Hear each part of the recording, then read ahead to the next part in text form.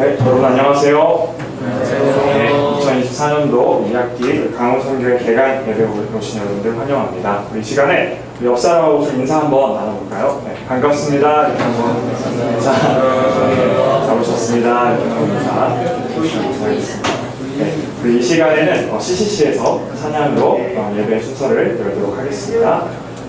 그래서 이 시간 오늘 찬양할 때는 우리를 한자리로 불러주신 하나님, 그리고 우리를 하나 되게 하신 성령 하나님을 좀 찬양하기를 원하는데요. 우리가 찬양을 본격적으로 하기에 앞서서 우선 기도했으면 좋겠습니다. 하나님, 이곳으로 우리를 불러 모아주셔서 감사합니다. 우리를 하나로 불러주시니 감사합니다. 또한 하나 되게 하시는 그 사역들을 행하게 하시니 감사합니다. 시간 저희가 광운선교회의 이름으로 주님께 찬양 올려드리고 예배 올려드릴 때 우리가 진정으로 하나 되고 형제 자매 되고 가족 될 수 있는 그런 시간 될 수 있도록 도와주시옵소서 라는 마음 가지고 시간 함께 기도하고 찬양을 시작하도록 하겠습니다. 하나님 아버지 감사합니다. 하나님, 주님께서 이 자리에 계심을 저희가 믿음으로 고백합니다. 하나님께서 우리와 함께 계시기에 하나님, 우리가 이 자리에서 주님을 찬양하는 것이 정말 의미 있을 줄 믿습니다. 하나님, 정말 주님께서 우리를 사랑하시오니 하나님께서 함께 하시는 가운데 정말 저희가 주님의 이름만을 높일 수 있도록 도와주시옵소서. 하나님, 무엇보다 우리를 한자리로 불러 모아주시고 정말 우리를 하나 되게 하시는 성령 하나님의 정말 그 사역과 일하심들을 찬양함으로 높여드리길 원합니다. 하나님의 속성에 의지하여 하나님, 저희가 이 예배 시간, 그 찬양 시간 나아가오니 하나님 아버지께서 함께해 주시고 모든 영광 주님께서 받아주시옵소서. 하나님 아버지 감사합니다. 저희를 한자리로 불러 모아주시고 저희가 각기 다른 역할과 기능들을 갖고 있지만 하나님의 나라를 위하여 애쓰고 일하게 하시니 감사합니다. 저희가 이 시간 한자리에 모였으니 저희가 한 곳 주님만을 바라보길 소망합니다. 또 하나 되게 하시는 성령 하나님을 찬양하길 원합니다. 주님께서 모든 영광 받아주시고 찬양 받아 주시옵소서. 감사드리며 예수님의 이름으로 기도합니다. 아멘. 이 시간 함께 찬양할까요? 우리 모일 때 주 성령이 임하리. 우리 모일 때 주 이름 높이리. 우리 마음 모아 주를 경배할 때 주님 축복하시리. 주님 축복하시리. 다시 한번 우리가 믿음으로 고백합시다. 우리 모일 때 주 성령이 임하리. 우리 모일 때 주 이름 높이리. 우리 마음 모아 주를 경배할 때 주님 축복하시리. 주님 축복하시리. 다시 한번 찬양할 때 우리 기도하는 마음으로 찬양합시다. 우리 모일 때 주 성령이 임하리. 우리 모일 때 주 이름 높이리. 우리 마음 모아 주를 경배할 때 주님 축복하시리. 주님 축복하시리. 아멘. 우리를 이곳에 모이게 하시고 하나 되게 하신 주님을 찬양합니다. 원, 투.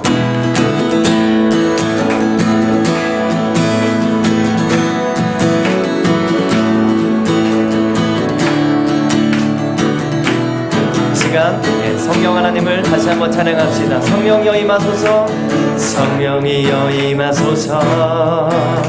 메마른 나의 심령 위에 주님의 은혜에 담비 내려 날 흠뻑 적셔 주옵소서. 주의 권세 주의 능력 지금 이 시간 임하셔서 악한 권세 모두 깨뜨리고 주의 나라 임하소서. 영광 할렐루야. 예수의 이름이 내게 승리 주네 구원이 되시네. 영광 할렐루야. 예수의 이름이 능력되네 소망이 되시네. 다시 한번 처음부터 고백합시다. 성령이여 임하소서.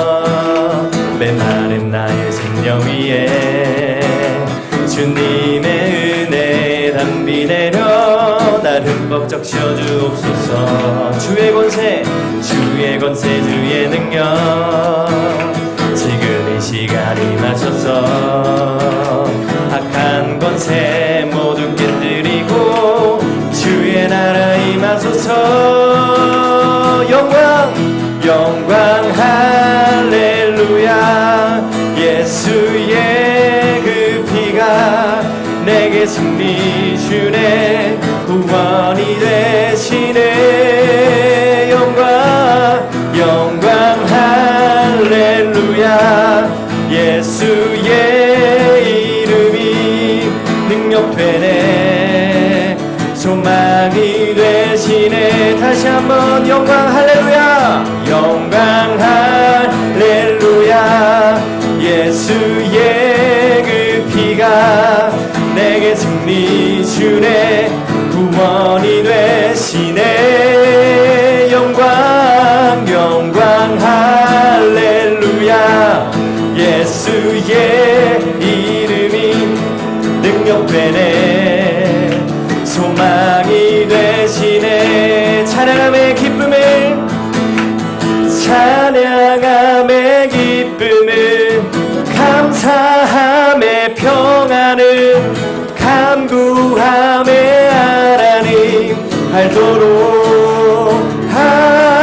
하셨네. 다시 한번 찬양함의 기쁨을 감사함의 평안을 간구함의 하나님 알도록 하셨네. 우리 처음부터 찬양할까요? 나의 가장 낮은 마음 주님께서 기뻐하시고 작은 일에 큰 기쁨을 느끼게 하시는도다. 내가 지쳐 무력할 때 주님 내게 힘이 되시고 아름다운 하늘나라 내 맘에 드시는도다. 우리에게 축복하신 하나님 사랑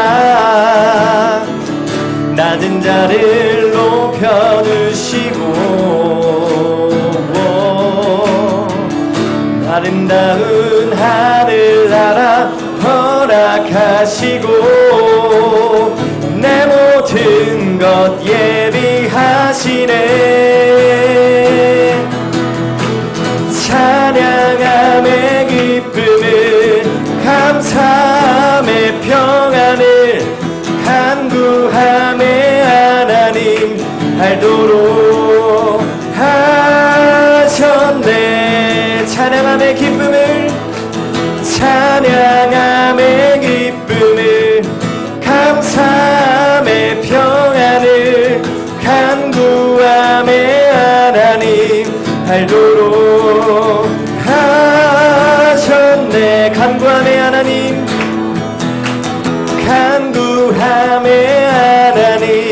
알도록 하셨네.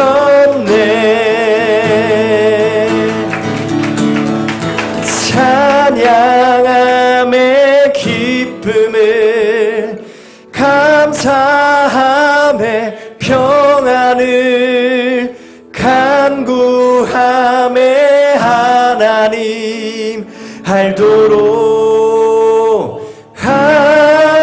하셨네. 다시 한번 찬양함의 기쁨을, 찬양함의 기쁨을, 감사함의 평안을, 간구함의 하나님 알도록 하셨네. 할렐루야. 우리와 늘 함께 하셔서 우리에게 감사와 찬양의 이유가 되시는 주님을 다시 한번 감사함으로 박수를 드리기 원합니다. 할렐루야.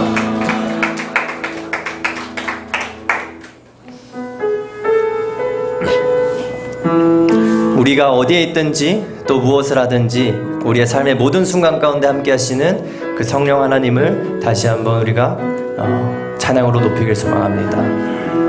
따스한 성령님,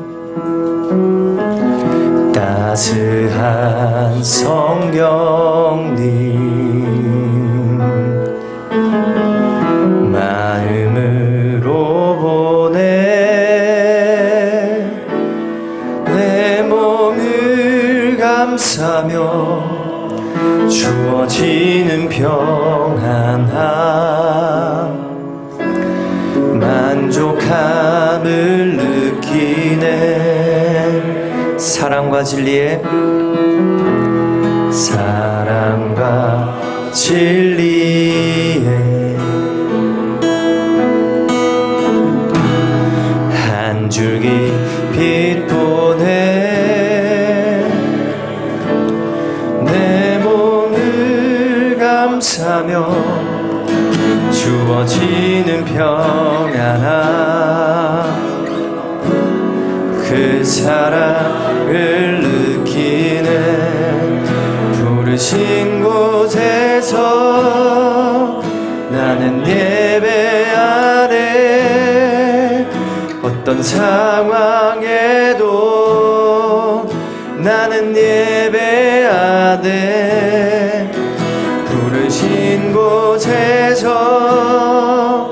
나는 예배하네. 어떤 상황에도 나는 예배하네. 이 시간 다시 한번 찬양할 때 우리와 늘 함께 계시는 그 주님, 그 주님을 기억하면서 찬양합시다.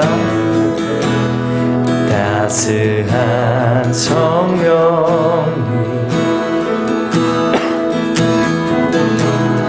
마음으로 보내 내 몸을 감싸며 주어지는 평안함, 만족함을 느끼네. 사랑과 진리에 한 줄기 빛 보내 내 몸을 감싸며 주어지는 평안함, 그 사랑을 느끼네. 부르신 곳에서 나는 예배하네. 어떤 상황에도 나는 예배하네. 부르신 곳에서 나는 예배하네. 어떤 상황에도 나는 예배하네. 부르신 곳에서 나는 예배하네. 어떤 상황에도 나는 예배하네.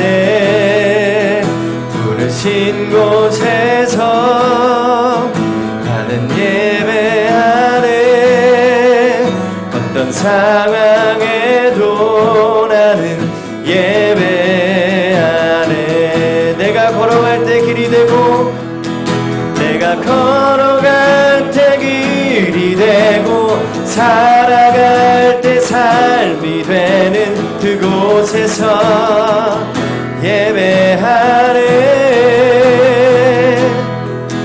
내가 걸어갈 때 길이 되고 살아갈 때 삶이 되는 그곳에서 예배하네. 다시 한번 내가 걸어갈 때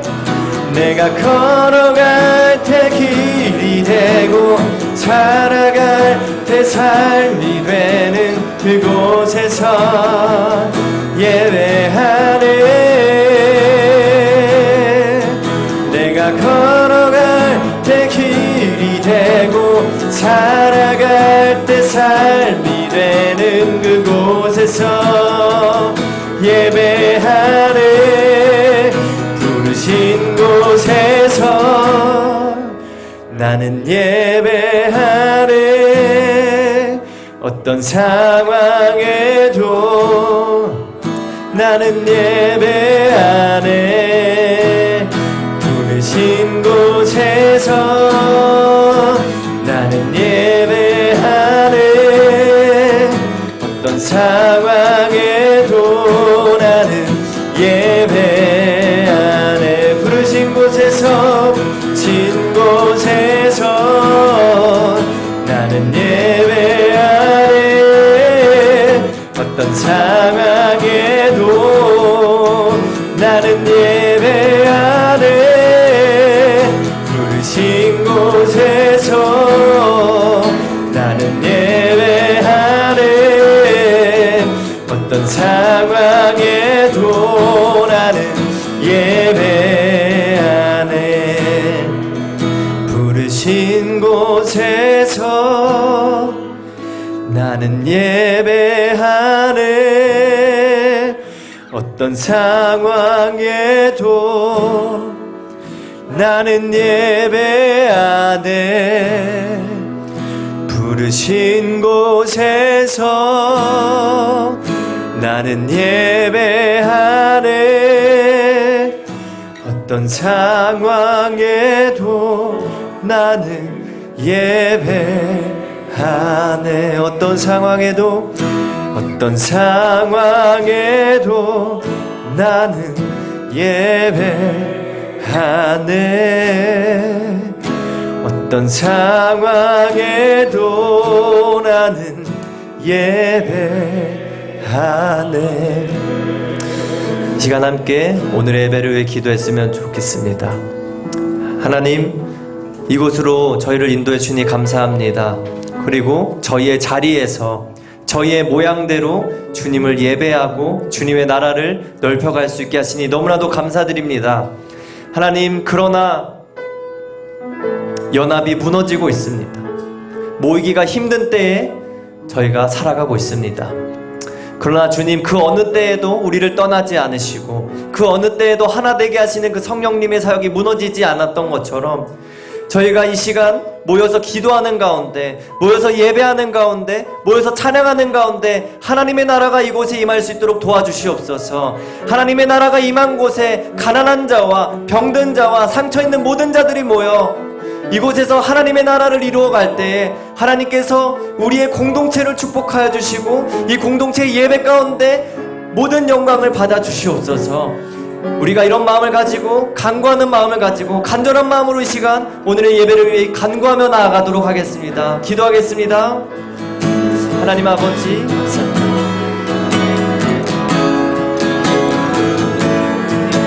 하나님, 정말 저희를 이곳으로 인도하시니 너무나도 감사드립니다. 하나님께서 이 가운데 함께 하시니 하나님, 우리가 모인 이곳에 이 자리 가운데 주님의 나라가 펼쳐질 수 있도록 도와주시옵소서.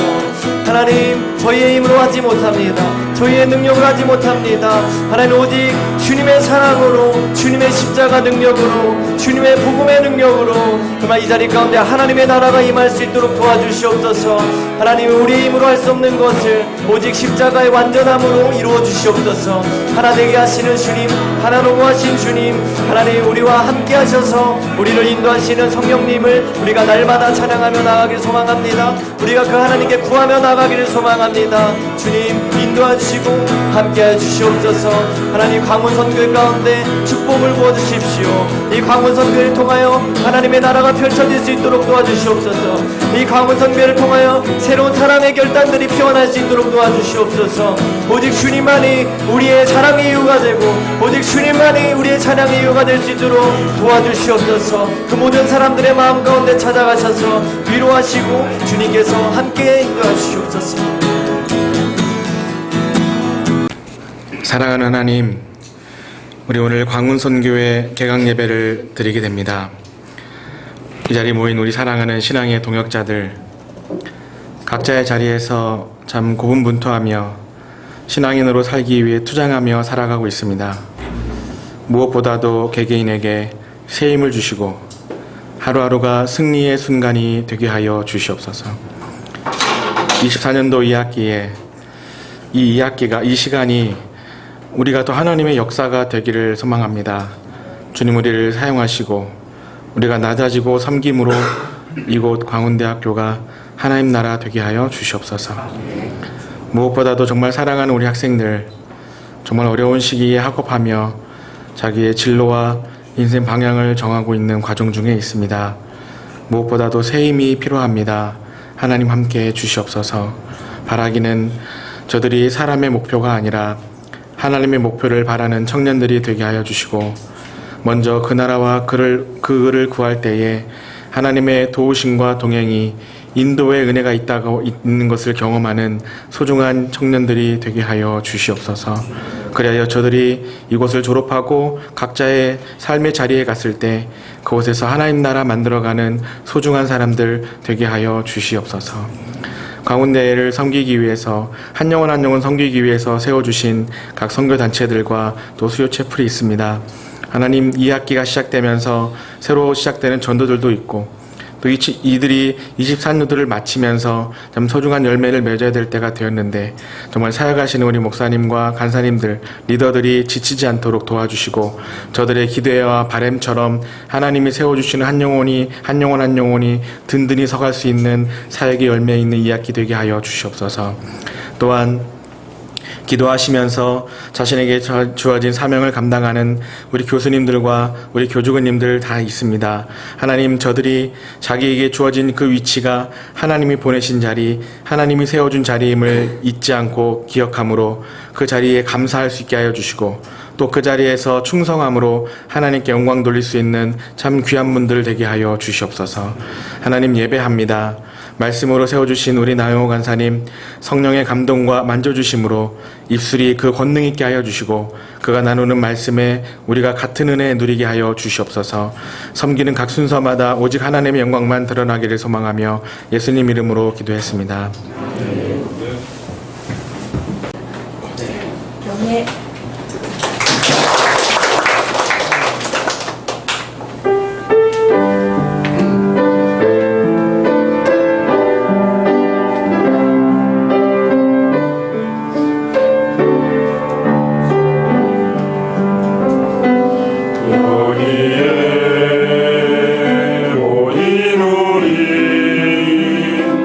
주의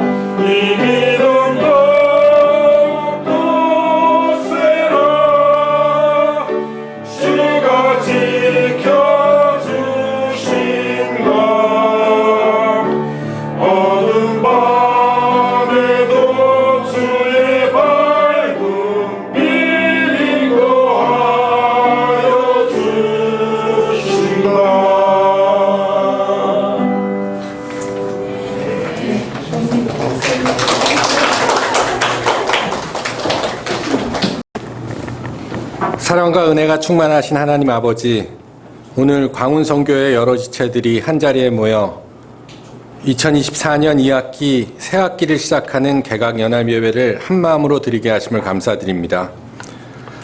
저희를 광운 캠퍼스로 부르신 주님의 은혜를 기억하게 하옵시며 각자의 자리에서 맡은 바 소명을 충실히 감당하는 저희들 되게 하옵소서.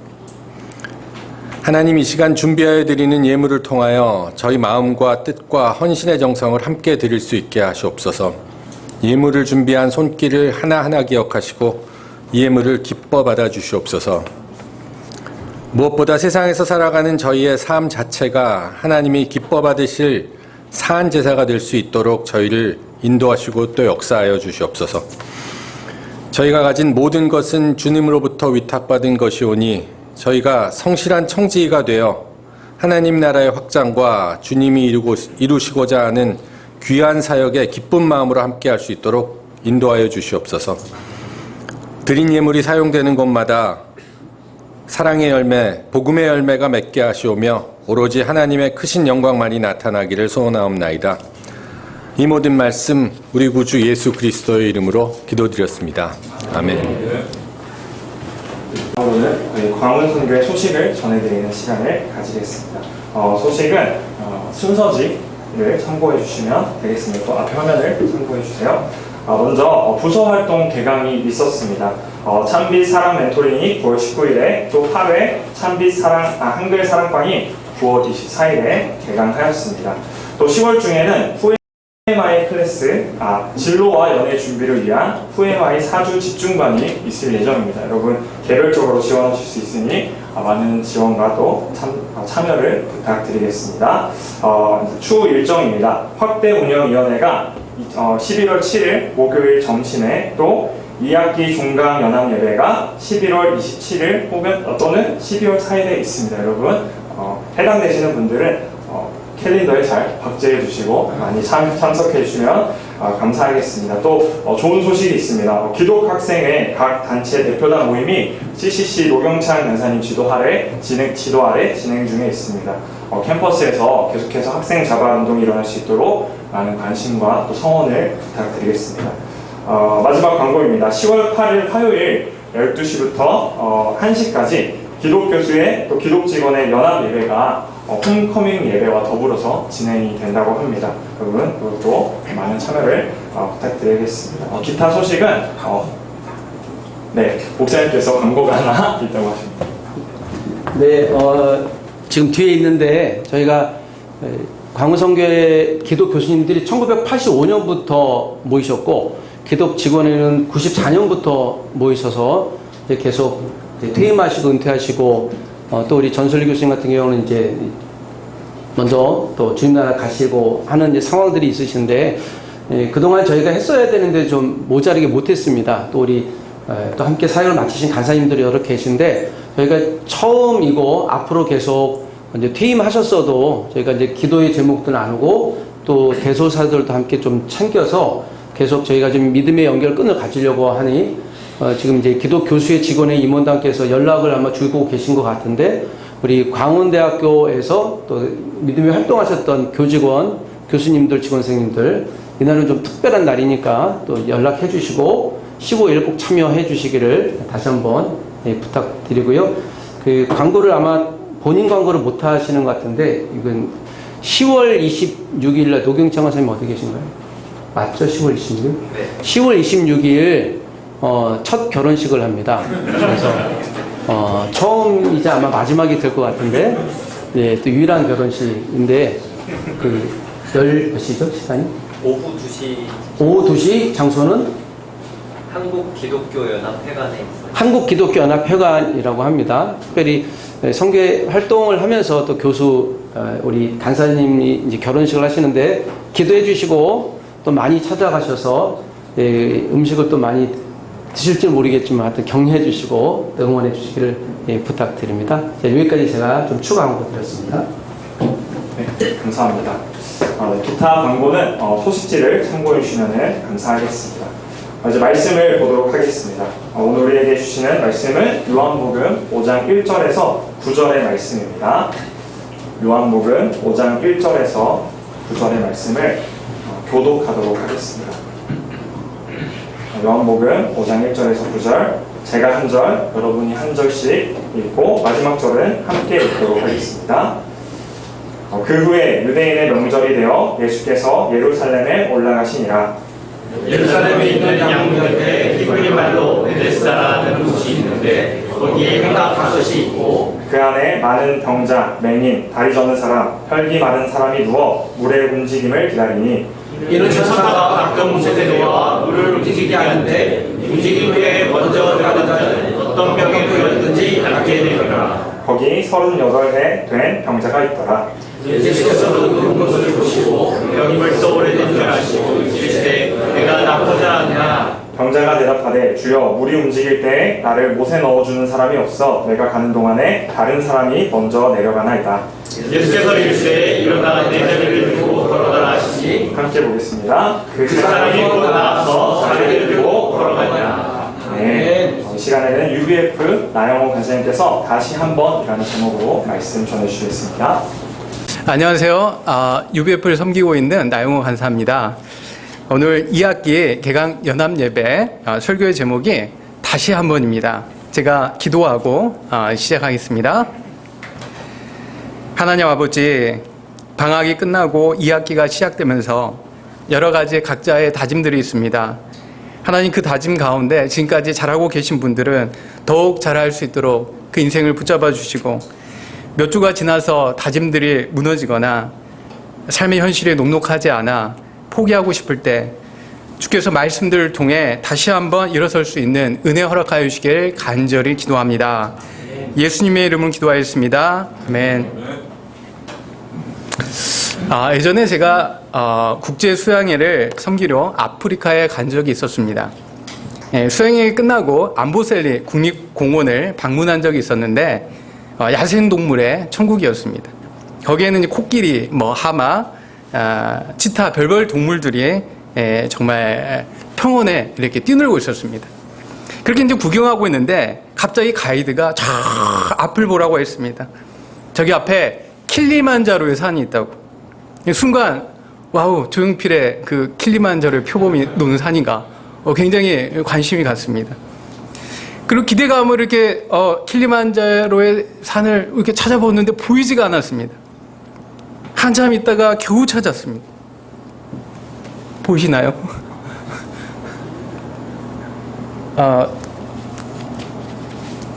킬리만자로의 산이 요 꼭대기에 있었습니다. 구름 위에 있는 것이었습니다. 날 좋은 날 사진을 제가 인터넷 찾아보니까 원래는 이렇게 돼야 된다고 하더라고요. 정말로 큰 충격이었습니다. 왜냐하면 산 꼭대기가 거기 있을 것이라고는 상상도 못했기 때문입니다. 왜 그랬었냐면 이게 도봉산입니다. 강원대학교 후문에서 제가 25년 동안 늘 바라보는 풍경이 이렇습니다. 이 도봉산이 서울에서 그래도 꽤 높은 산으로 유명합니다. 그래서 저는 높은 산 하면 어디를 바라보냐면 이 도봉산 정도의 시선을 가지고 이렇게 쭉 보는 거죠. 그런데 제가 1대1로 비교를 해봤습니다. 킬리만자로 산 저기 있는 겁니다. 그러니까 700m에서 보니까 없는 거예요, 이게. 6,000m 너머에 꼭대기가 있었습니다. 저는 그날 그 킬리만자로를 경험하면서 산에 대한 저희 시야가 굉장히 넓어졌습니다. 여기서 보면 안 되고 이렇게까지 살펴야 되는구나. 제가 늘 경험하였던 25년 동안 경험하였던 700m의 세계를 뛰어넘는 6,000m의 세계를 한번 경험해 보았기 때문이죠. 그런데 우리의 인생에도 우리의 눈으로 경험할 수 있는, 우리가 볼 수 있는 700m의 세계를 뛰어넘는 6,000m 너머에 놀라운 영적인 세계가 있다고 성경은 말씀하고 있습니다. 오늘 본 말씀은 우리가 어떻게 그 영적인 세계를 경험할 수 있는지, 우리의 힘만으로는 도저히 갈 수 없는 우리 인생의 한계를 어떻게 예수님을 통해서 뛰어넘을 수 있는지 보여주고 있습니다. 저희 다 함께 1절부터 3절까지를 한번 읽으시면 감사하겠습니다. 시작.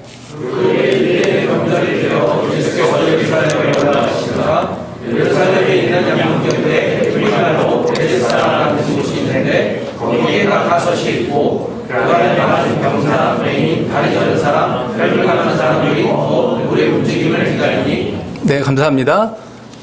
때는 유대인의 명절이었습니다.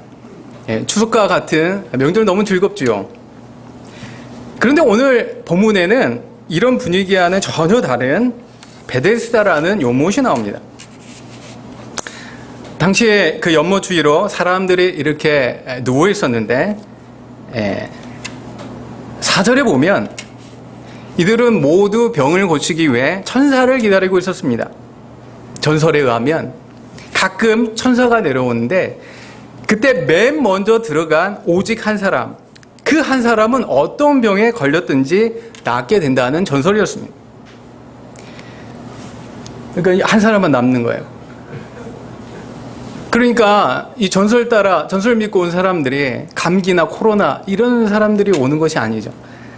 경증 환자들이 아니라 정말 맹인들, 다리 저는 사람들, 이런 심각한 병에 걸린 사람들, 이것저것 다 해보고 인간 노력 다 하다가 안 돼서 어쩔 수 없이 전설 하나 믿고 찾아온 바로 인생의 끝자락에 있던 사람들이 대부분이었습니다. 이 베데스다 연못가의 분위기가 얼마나 어둡고 우울했을까요? 아마 유명한 빠니보틀과 같은 여행 유튜버들도 거기 가서 텐션을 다 잃어버리는 굉장히 그 슬픔의 분위기가 가득 넘치는 그런 연못이었습니다. 그런데 5절에 보니까 거기 어떤 사람이 있었냐면 무려 38년 된 병자가 있었다고 말하고 있습니다. 요새 말로 38년이면 베데스다의 화석, 베데스다의 고인물 취급을 받던 사람이었습니다. 이 사람도 처음에는 나을 수 있다는 희망을 가지고 거기에 연못에 찾아왔겠죠. 열심히 노력도 해봤을 것입니다. 심지어 불안감, 내가 잠든 사이에 천사가 오면 어떡하지? 하시스를 이렇게 여러 병 먹으면서 뜬 눈으로 밤을 지새쓸 수도 있습니다. 그러면서 내게도 기회가 올까 기다리다가 어느 날 진짜 로또처럼 천사가 내려온 것이었습니다. 그런데 문제는 그날 하필 다리가 아파가지고 들어가지 못하고 나보다 훨씬 늦게 온 사람이 들어가서 나와버렸습니다. 나보다 훨씬 덜 아파 보였는데 저 사람이 나오면 안 된대. 그런데 나와버린 것이죠. 그리고 방금까지 분명히 내 동생 우리 형 내 동생 우리 형 하면서 따뜻한 분위기였는데 물이 동하는 순간 누가 형인가 동생인가 피도 눈물도 없는 그런 전쟁터가 되어버린 현실에 믿었던 사람들에게 뒤통수 맞고 배신을 당하는 상처도 많이 받았던 것입니다. 그렇게 여러 해 그곳을 지나면서 자신에 대한 한계를 많이 깨달았는지 이제는 물이 동해도 마음이 전혀 움직이지 않는, 낫는 것마저도 포기하는, 내가 기대해 볼 만큼 기대해 봤고 내가 버텨볼 만큼 버텨봤고 내가 거기에 있어 볼 만큼 있어 봤지만 아무런 변화가 없는 내 인생. 인생의 끝자락에 겨우 매달려서 모든 걸 포기하고 체념한 상태로 죽지 못해 사는 삶을 살고 있었습니다. 이런 사람에게 무슨 소망이 있을까? 근데 오늘 놀라운 일이 벌어집니다. 바로 사람의 끝이라고 생각되는 그 지점에서 예수님께서 일하기 시작했기 때문입니다. 다 함께 6절 말씀을 한번 읽으시면 감사하겠습니다. 시작. 예수께서 그 누운 것을 보시고 병이 벌써 오래된 줄 아시고 이르시되 내가 낫고자 하느냐. 가족들도 그를 버린 지 오래됐습니다. 친구들도 버렸죠. 이제는 나조차도 나를 포기했습니다. 그런 그를 예수님께서 찾아오셨고 안타까운 마음으로 바라보셨습니다.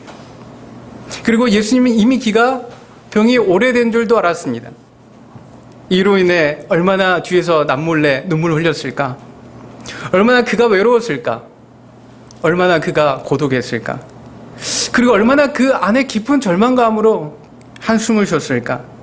그동안 얼마나 그 인생이 깨어지고 얼마나 무너지고 얼마나 고통스러운 삶을 살 수 있는지 사람들은 그 사정을, 그 마음을 다 알아볼 수 없지만 오늘 예수님은 그 힘든 마음을 다 아셨습니다. 그러면서 따뜻한 눈빛으로 이렇게 마음으로 말씀하시는 거죠. 너 이제까지 정말 힘들었겠구나. 그동안 어떻게 여기 누워 있었니? 얼마나 힘들었니? 그리고는 따뜻한 목소리로 말씀하십니다. 바로 내가 낫고자 하느냐.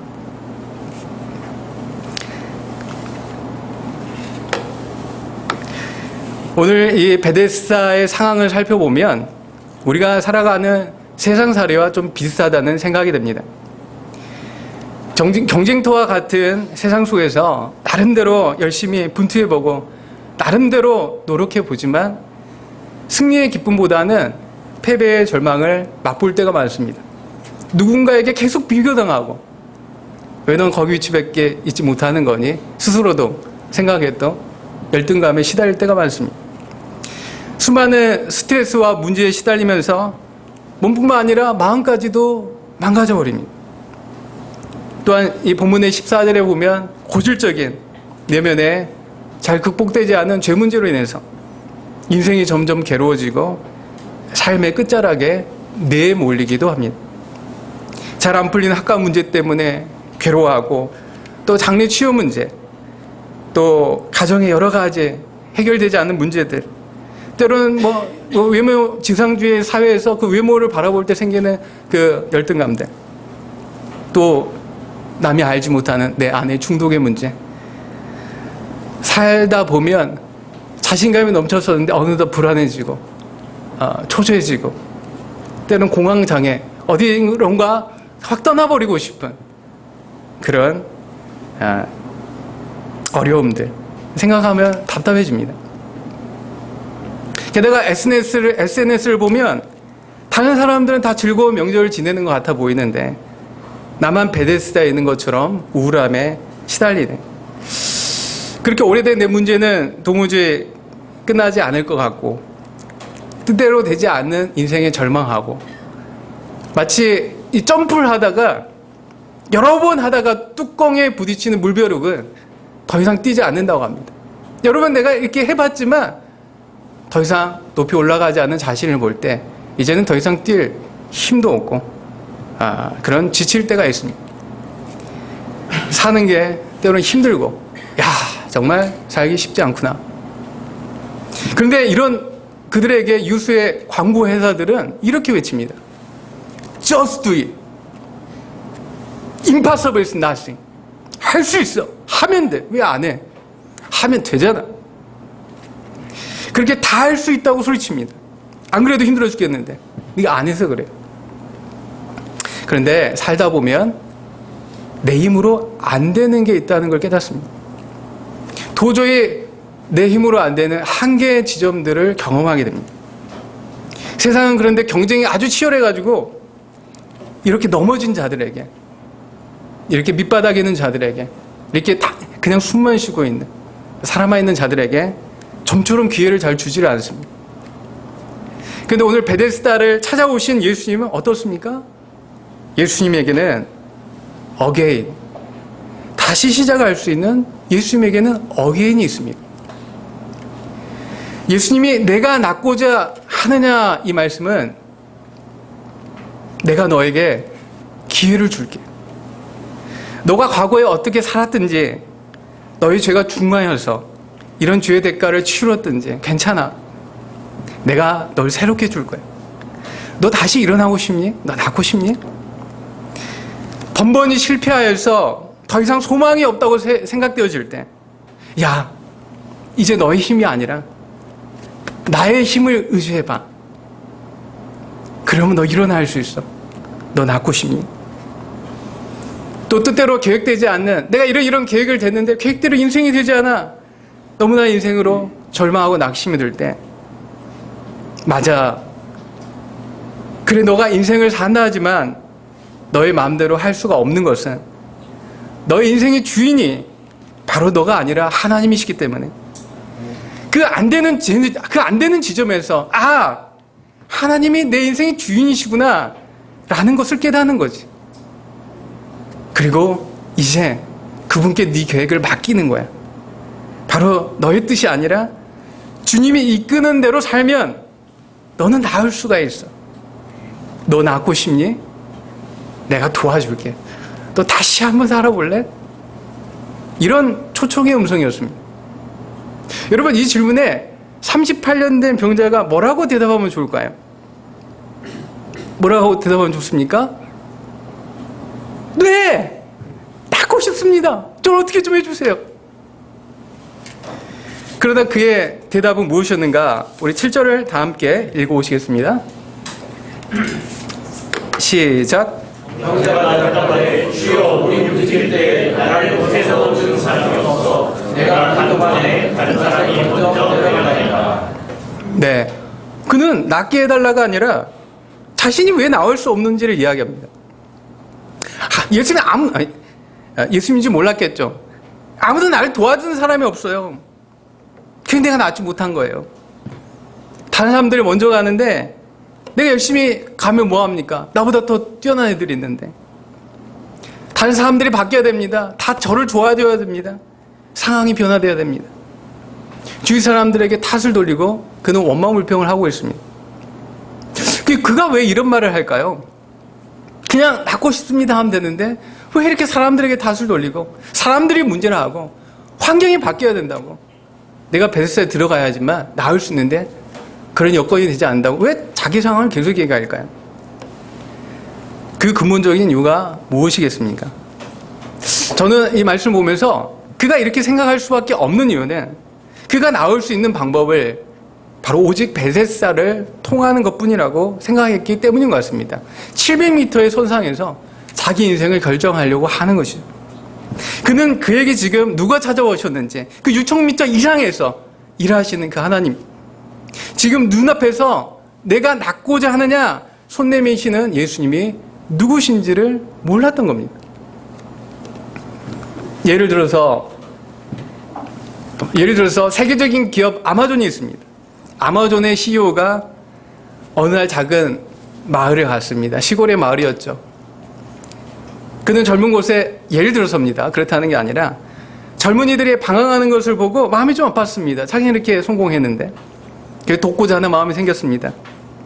그러니까 하루는 길을 가는데 옆 청년이 너무나 우울해 보이길래 도대체 무슨 일인지 물어봤습니다.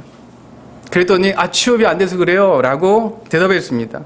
아마존 CEO니까 그럼 너 혹시 들어가고 싶은 회사 있니? 그랬더니 아마존에 들어가고 싶습니다 이러는 것이었어요. 그러면 너 진짜 아마존에 들어가고 싶냐라고 물어봤습니다. 그러자 이 친구가 뭐라 하냐면 들어가고 싶죠.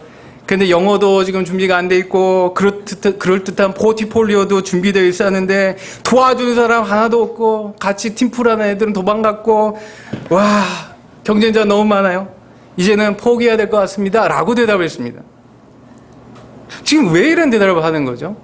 바로 자신에게 물으시느니 눈앞에 그를 넣어줄 수 있는 아마존 CEO가 있는데 그가 누군지를 알아보지 못하는 거죠. 만약 그가 물어보는 그가 누군지 알았다면 이 청년은 저 좀 어떻게 좀 해주십시오. 아마존에 제가 청소라도 뭐 시켜주는 건 다 하겠습니다. 붙들고 매달리고 간구하지 않았겠습니까? 오늘 말씀에 38년 된 병자도 예수님께서 전능하신 하나님, 없는 것을 있게 하시고 있는 것을 없게 하시는, 어제까지 안 되었더라도 오늘 되게 하시고 오늘 된 것을 또 내일 안 되게 하시는 그 살아계신 주님을 알았더라면 어땠을까요? 그분께서 바로 오늘 나에게 인격적으로 찾아오셨다는 것을 알았으면 그가 어땠을까요? 그는 과거의 경험들 내려놓고 과거의 실패들 내려놓고 다시 한번 예수님께 나가서 나를 좀 낫게 해달라고 간절히 기도했을 것입니다. 그러면 주님께서 어떻게 해주셨을까요? 그를 낫게 해주시고자 찾아온 것 아니겠습니까? 그를 낫게 해줬을 것입니다. 왜냐하면 예수님에겐 언제나 어게인, 다시 한 번이 있기 때문입니다. 이것이 은혜죠.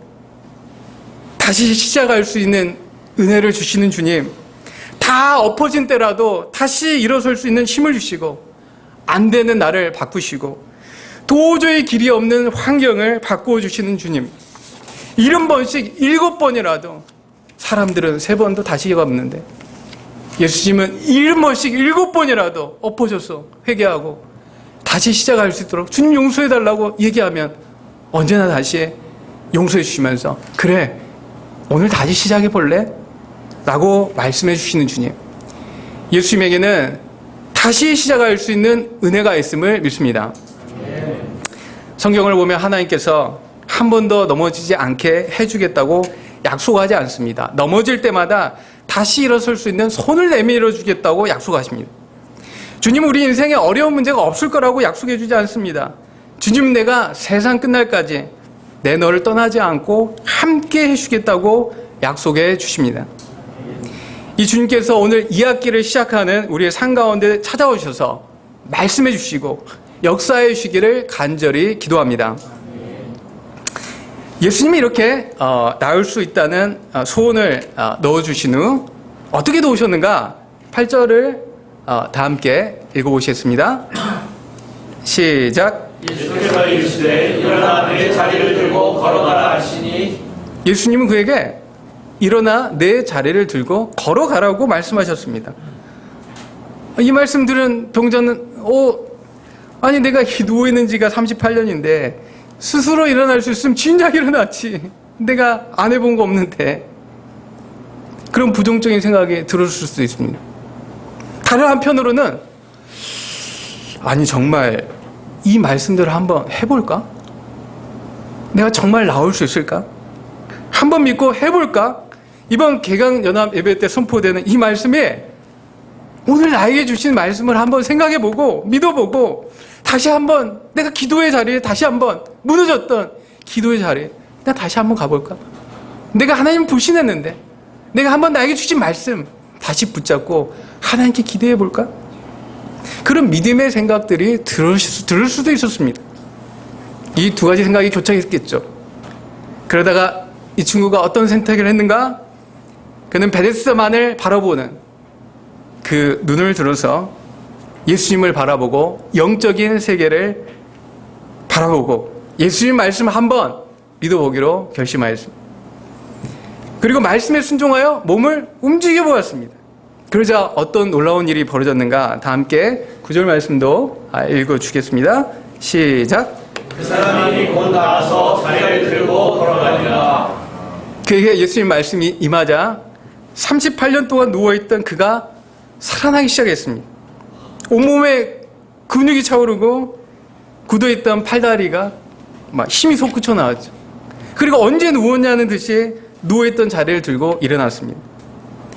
베데스다에서 가장 오래된 가능성이 없었던 그가 예수님 말씀에 순종해서 팔을 움직여 보았을 때 주님께서 그에게 생명을 주어서 일어나 걷는 역사가 일어났습니다.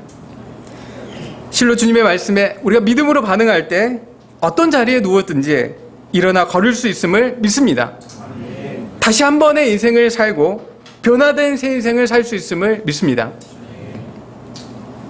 저에게도 사실은 이런 은혜의 역사가 있었습니다. 저는 초등학교 때부터 천식을 알았습니다. 100m만 뛰어도 숨이 굉장히 가빠웠습니다. 차오르는 숨을 고르기 위해서 10분 동안 다른 친구들 다 교실에 들어가는데 운동장에 혼자 앉아가서 가쁘게 심호흡을 해야만 살 수가 있었습니다. 그렇게 숨이 안 쉬어지니까 죽을 것 같은 고통이 다가왔습니다. 그래서 다른 사람들보다 죽음에 대해서 생각을 많이 했습니다. 사람은 죽으면 어떻게 될까? 다 끝날까? 그냥 없어질까? 그런 생각을 많이 하면서 야, 이게 언제 죽을지 모르는데 한 번 보는 인생인데 야, 이렇게 아등바등 살지 말고 이왕 살다 죽을 거 살 동안이만이라도 최대한 편하고 즐기는 인생을 살자라고 방향을 잡았습니다. 그런데 이상하게 이제 대충 살게 되니 삶이 무기력해지고 조금만 어렵고 힘든 일이 생기면 도피하길 잘했습니다. 그리고 뭐든지 열심을 내지 않았습니다. 엄마가 너 밥을 먹었니 하면 언행 생활이 바뀌어 있었습니다. 대충 먹었어. 학원 잘 다니고 있니? 대충.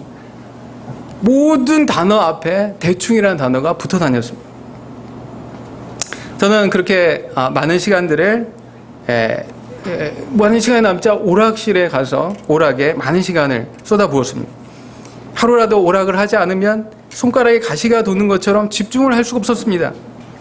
삶의 대부분을 아무런 의미와 목적 없이 그렇게 안일과 나태 가운데 흘러보내고 집에 돌아오는 길은 그렇게 허무할 수가 없었습니다. 그러다 97년 광운대 전자공학부에 입학을 하게 되었습니다. 저는 지방학생이어서 자취를 했었는데 아무런 터치를 받지 않고 자유롭게 살 수가 있었습니다. 그러자 뭐 학교에 가든 안 가든 뭐 교수님 체크도 안 하시고 뭐 전화도 안 오시고 뭐 자유롭게 살았습니다. 남는 시간 항상 당구장, 술집, 만화방, 오락실, 하숙집, 학교를 다람쥐 쳇바퀴 돌듯 살았습니다. 이런 삶을 살면 참 좋을 것 같았지만 저는 남모를 고통 가운데 시달렸습니다. 모든 것이 끝나고 홀로 하숙집에 돌아오는 길은 그렇게 외롭고 허무했습니다. 결정적으로 저는 이렇게 학교 들어올 때 입학 장학금을 받을 수가 있었는데 선배들이 놀아도 3.5가 나온다 이렇게 믿고 그냥 놀았는데 3.5가 나오지 않았습니다. 와, 놀면 안 나오는구나. 근데 문제는 우리 학교 시스템이 한번 장학금을 놓치면 쭉 안 준다고 하였습니다. 부모님한테 공부 열심히 한다고 매달 50만 원씩 받았는데 뭐라고 해야 되나? 학교 생활도 재미가 없어 죽겠는데 앞으로 어떻게 살아야 되나? 전공 맞지도 않고 취업 잘 된다 해가지고 왔는데 어떻게 살아야 되나? 갑자기 마음에 큰 고통이 다가왔습니다. 그리고 마음에 큰 염려가 들었습니다. 누군가를 붙잡았죠. 선배들을 붙잡았습니다. 선배님 어떻게 해야 됩니까? 제가 어떻게 살아야 됩니까? 선배들은 술집에서 야, 뭘 걱정해, 마셔. 군대 갔다 오면 해결돼. 근데 잘 들어오면 그 올렸던 선배들도 3점을 다 먹었어요. 선배들은. 가만히 생각해보니까 본인 인생도 잘 어떻게 할지 모르면서 나한테 조언을 해주고 있구나. 이런 생각이 들었습니다. 그래서 저는 정말 인생을 진지하게 고민해본 사람들의 이야기는 좀 다르겠지. 그분들의 이야기를 듣기 위해서 제가 전자공학과인데 전자공학을 공부하지 않고 도서관에 가서 국민윤리 시간에 배웠던 칸트, 데카르트 이런 철학책들을 읽기 시작했습니다. 그렇게 가서 책을 읽기 시작하는데 도대체 무슨 내용인지 알 수가 없었습니다. 와, 한참 읽다가 야, 서양은 나랑 정서가 좀 안 맞나 보다. 그리고 나서 이제 옆에 칸에 동양 철학의 책들을 읽기 시작했습니다. 공자, 맹자, 노노 이런 거. 와, 또 읽으면서 와, 동서양 이거 다 봤구나. 도무지 무슨 말인지 이해가 되지 않았습니다. 그 책을 다 읽은 다음에 다 읽지 못했지만 희망을 갖고 그 책에서라도 뭔가 답을 찾고자 도서관에서 앉아 있었는데 도무지 이분들이 나에게 답을 주지 못한다는 생각이 들자 절망이 들었습니다. 그러면서 순간 제 스스로 이렇게 결심했습니다. 이 세상에 과연 누가 자기가 무엇을 위해 살아야 되는지 알면서 사는 사람이 어디 있을까? 살다 보니 알게 되는 거지. 내가 너무 오버한 거 아닌가? 다 그냥 이렇게 답 없이 인생을 사나 보다. 그렇게 결론을 내리고 도서관에 앉아 있는데 우와, 그때부터 제 인생은 더욱 무기력해졌습니다. 그때는 예전에 중도가 저 위쪽에 있었는데 그때가 하필 4시였어요. 4, 5시 넘어질 때였습니다. 서쪽으로 해가 막 질라고 하는데 도서관에 앉아있는데 그 해가 보였습니다. 내 인생도 저렇게 지는구나. 어떡하지? 삶의 의욕이 그때부터 안 생기고 어디론가 확 도망가고 싶다. 어딘가 사라져버리고 싶다.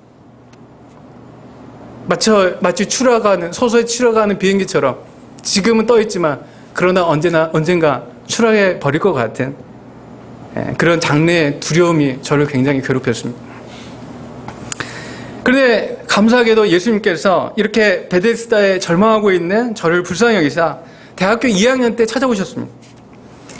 선교단체 이렇게 학교에 지나가는데 갑자기 성경 공부 한번 해보자고 이렇게 전도를 하시는 분이 계셨습니다. 가지고 갔죠. 성경을 읽었는데 뭐 왠지 모르게 여기에 뭔가 답이 있을 것 같은 생각이 들었습니다. 그래서 제가 그때부터 매일 자기 전에 신앙이 없었지만 5분 동안 무릎 꿇고 기도했습니다. 하나님 정말 살아계시다면, 이분들이 얘기한 것처럼 정말 살아계시다면 저 한번 도와주십시오. 저 좀 도와주십시오. 저 좀 어떻게 좀 해주십시오. 그렇게 하고 수양에 참석하게 되었습니다. 그때 마가복음 2장 14절 말씀이 마음이 깊이 다가왔습니다. 세리에게 했던 말씀인데요. 나를 따르라. 일어나 따르니라.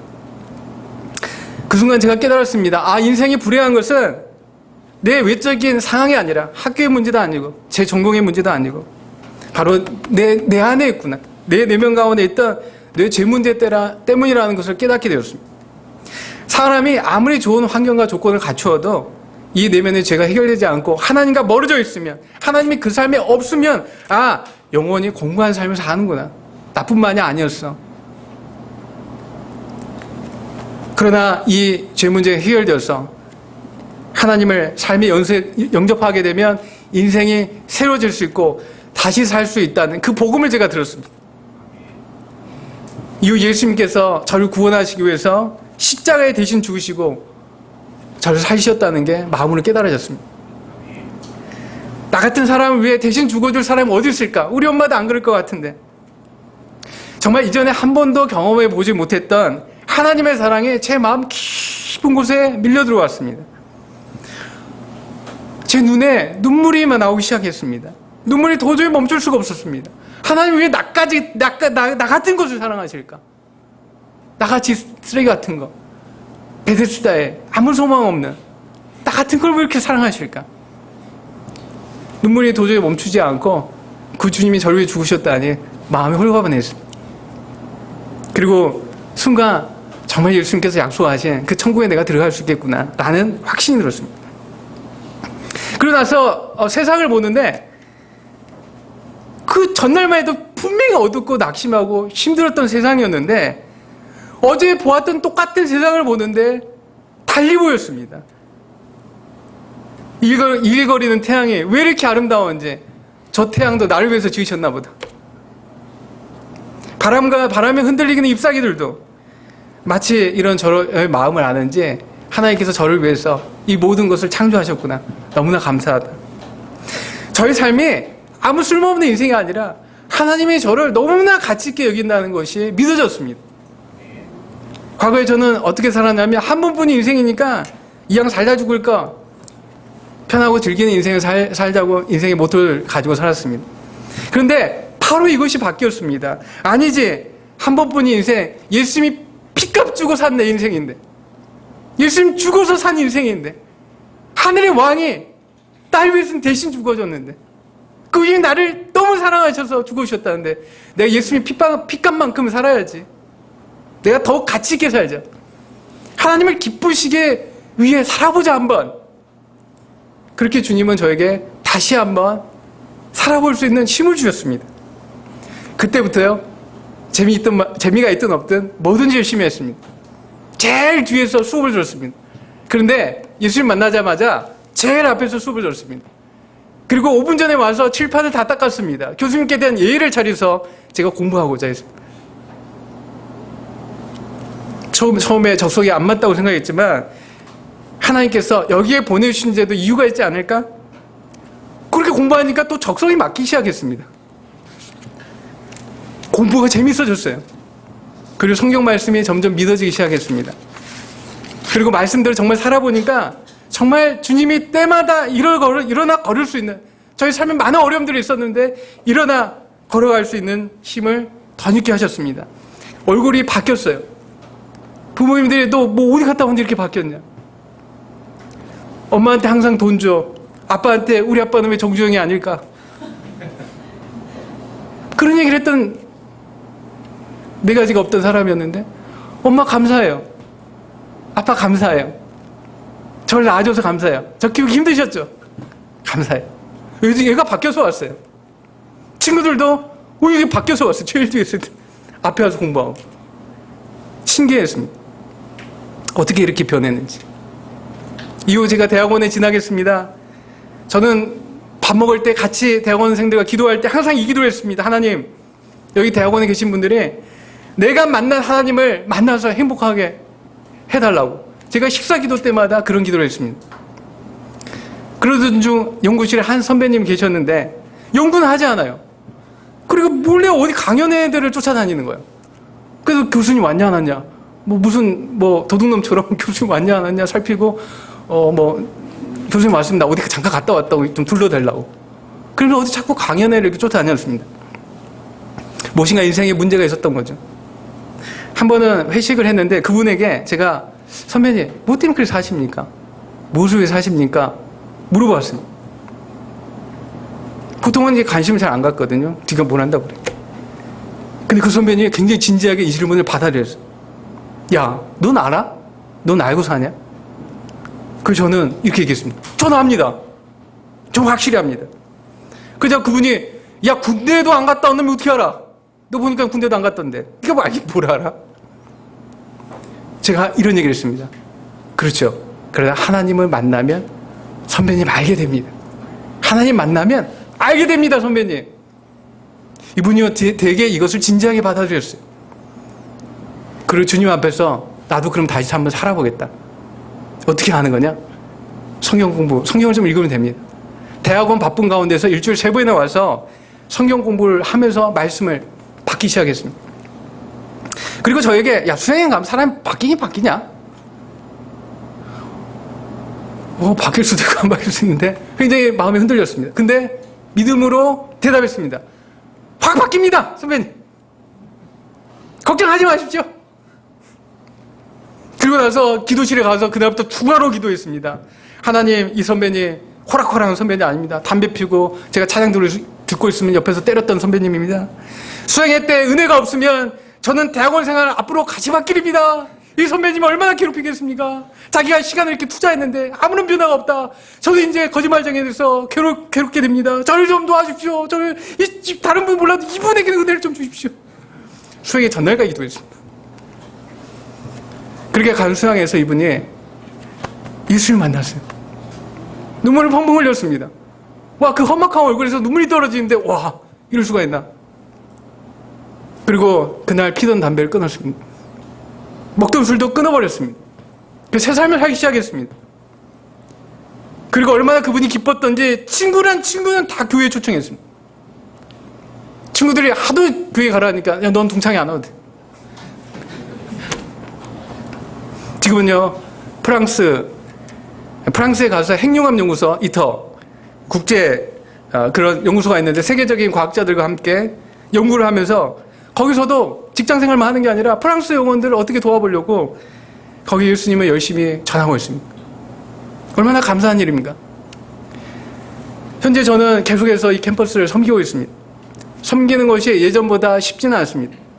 그러나 주님께서 여전히 이 시대 가운데도 일하고 계심을 경험하고 있습니다. 주님은 주님의 일을 오늘도 하고 계십니다. 여전히 캠퍼스 안에 있는 베데스다와 같은 우리 인생들을 찾아오셔서 내가 낫고자 하느냐 이렇게 물어주시며 일어나 걸어갈 수 있도록 손을 내밀어 주시고 일으켜 세워주시고 계심을 믿습니다. 그래서 이 학기에도 저는 이 주님께서 주신 이 귀한 사명, 주님을 전하는 일을 멈출 수가 없습니다.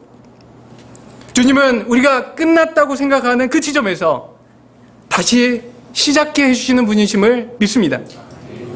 우리가 오늘 말씀처럼 이 학기에 우리의 삶에 찾아오시는 주님을 깊이 만나길 소원합니다. 그래서 다시 한번 용기를 내어 살 수 있는 은혜 주시기를 간절히 기도합니다. 자, 기도하고 마치겠습니다. 하나님 아버지,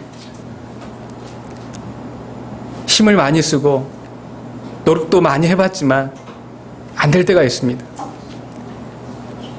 때론 부끄럽고 또 비교당하는 것이 너무 괴롭고 절망의 끝자리에 앉아있을 때가 있습니다. 평소에 보이지 않았던 예수님, 그러나 그 예수님이 그때 크게 보이고 저희들에게 손 내미심을 보게 됩니다. 내가 낫고자 하느냐. 주님은 저희의 모든 마음을 아시고 다시 한번 일어나 다시 한번 주님 안에서 걸어갈 수 있는 기회를 주시는 분이심을 믿습니다. 하나님 낙심할 때 700m에 내가 경험했던 산을 바라보는 눈에서 잠시 눈을 들어 6000m의 영적인 세계, 하나님이 보이지 않는 하나님께서 우리의 인생을 다스려 주시고 함께 하시는 그 세계를 볼 수 있는 눈을 열어주시고 이 학기에도 그 하나님과 함께함으로 승리하는 이 학기 되게 하시길 간절히 기도합니다. 예수님의 이름 기도하였습니다. 아멘. 박정호 목사님께서 축도해 주심으로 우리 예배 순서를 마치도록 하겠습니다. 네, 오늘 개강 예배고 저희가 뭐 이런 시간이 이번 학기에 저희가 연합으로 하는 게 사실 두 번밖에 없어서 너무 짧은데 우리 나간사님을 늘 제가 아시는 분인데 오늘 참 불같은 말씀을 쏟아내신다는 생각이 제 마음에 너무 남습니다. 제가 몇 번 들었던 설교인데 또 새롭다. 우리가 저렇게 살아야 되지 않을까? 라는 마음에 또 한 번 다짐이 되고요. 오늘 또 찬양 인도하셨던 우리 노간사님, 또 사회 보시는 또 우리 지난 학기 설교 주셨던 고간사님, 우리 간사님들이 참 우리 학교에 소중하신 분들인데 이분들이 어떻게 하나님 앞에 또 쓰임 받을까? 하나님 또 저들을 또 존귀한 주의 사람들로 사용해달라고 우리가 기도해야 되겠다는 마음이 들었고, 저도 부정적인 말을 이제부터 하지 말아야 되겠다 생각이 듭니다. 베데스다처럼 우리 한 가지 좀 기도하길 원하는데, 이 캠퍼스가 여전히 마찬가지입니다. 제 주변에 있는 5개 대학도 여전히 쉽지 않고 학생들 반응 안 할 것이고, 앞으로 한국교회 또 캠퍼스 선교단체는 쇠퇴할 것이고, 이 가운데 우리는 견뎌야 돼라고 하는 말, 그게 사실일 수도 있겠으나 그럼에도 불구하고 하나님 그 사실 가운데서도 신비한 하나님의 역사를 이뤄내실 것이라고 믿습니다. 학교에 와 있는 유학생들은 거의 복음에 반응하지 않을 거야 라고 하는 현실적인 상황이 있을지라도 그 모든 영혼들이, 열방에 온 특별히 무슬림권에서 온 영혼들이 우리 하나님 만날 수 있기를, 우리가 이것은 포기하지 말아야 될 것 같습니다.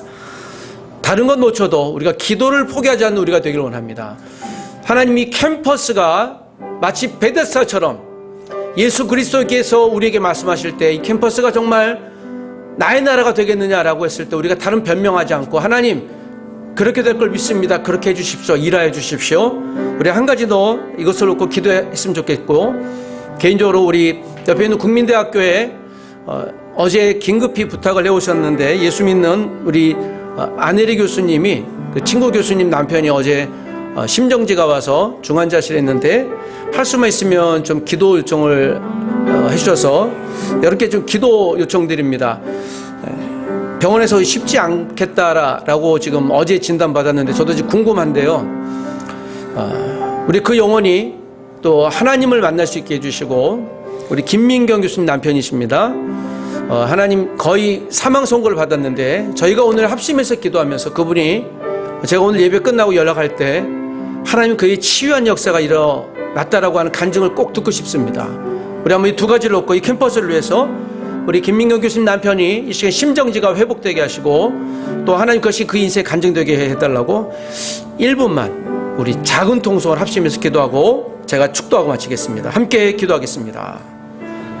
하나님, 그렇습니다. 오늘도 이 밤에 우리에게 주신 말씀을 붙듭니다. 다시 한번 오늘 주신 말씀을 붙드오니 하나님, 우리 나간사님을 통해서 주신 아버지 하나님의 말씀을 놓치지 않기를 원하오니, 주님, 우리가 이 시대의 부정적인 상황과 하나님 나라가 더욱더 확장되지 않을 것이라고 하는 상황적인 어려움에도 불구하고 우리는 어렵지만 여호와 하나님의 능력에서는 짧지 않으며, 하나님 구원하기로 작정한 영혼들은 하나님의 모든 방법을 통해서도 하나님 나라로, 하나님 자녀로 만들 줄 믿사오니, 주님, 특별히 오늘 선교단체에 있는 강사님들과 또 새롭게 시작하는 우리 학생들, 기독 학생들에게 영적인 자존감을 주시고, 내가 이 학교에서 예수 믿는 하나님의 사람으로 아버지 하나님 당당히 살아갈 수 있는 은혜 내려 주시옵소서. 우리 기독 교수님들과 우리 수고선생님들 한 분 한 분의 그들의 기도가 연구실에서 또 사무실에서 업무를 볼 때 때로는 나 홀로 갇혀있는 것 같은 어려움을 느낄 수도 있겠지만, 그럼에도 불구하고 그들의 기도가 땅에 떨어져 소멸되지 않을 줄 믿사오니, 주님 은혜 내려 주시옵소서. 아버지 하나님, 다시 한번 우리 간사님들과 또 우리 기도 학생들에게 새로운 하나님의 용기와 힘과 내주셔서 하나님 우리가 예배가 더욱더 많아지게 도와주시고 의무적으로 모이는 예배가 아니라 기다리고 소원하는 예배가 되게 하시오. 내가 낫고자 하느냐 할 때 주님 내가 그렇습니다. 여기 믿음으로 반응하는 우리가 되게 도와주옵소서. 이 캠퍼스가 하나님 나라 되게 도와주시고 이 하늘관 104호가 자리가 모자라 예배를 참여하기 위한 하나님의 사람들이 줄 서 들어올 수 있도록 우리 다음 예배를 기름 부어 주시옵소서. 오늘 주신 말씀을 붙들고 다시 한번 우리는 불가능할지라도 여호와 하나님의 손은 짧지 않음을 믿사오니 능력의 손, 창조의 손, 죽은 나사로도 살리신 그 하나님의 치료의 손, 은혜의 손이 풍요롭게 하시는 손이 이 캠퍼스를 덮어 주시옵소서. 우리도 김민경 교수님의 남편 하나님 그의 생존을 우리가 알 바 지금은 없으나 우리가 기도하오니 하나님 그 영혼을 만지시고 이 시간 심정지가 풀려지게 도와주셔서 아버지 그 국민대에서 하나님의 간증이 일어나게 도와주시옵소서. 한 영혼이 주 앞에 달렸으니 은혜 내려 주시옵소서. 우리 주 예수 그리스도의 은혜와 하나님의 사랑과 성령님의 놀랍고 크신 은혜가 오늘 베데스다에서 역사하신 그 예수 그리스도의 말씀을 믿음으로 붙들고 하나님 앞에 살기를 다시 한번 다짐하는 여기 있는 믿음의 소중한 가족 한 분 한 분들, 특별히 간사님들과 여기 있는 우리 기도 학생들 위해 교수님들과 직원생님들과 여기서 함께 사역하는 모든 믿음의 가족들 위해 하나님 나라 하나님의 풍성한 은혜가 이 한 학기 동안 모든 가족들에게 영원토록 함께 있을지어다. 아멘.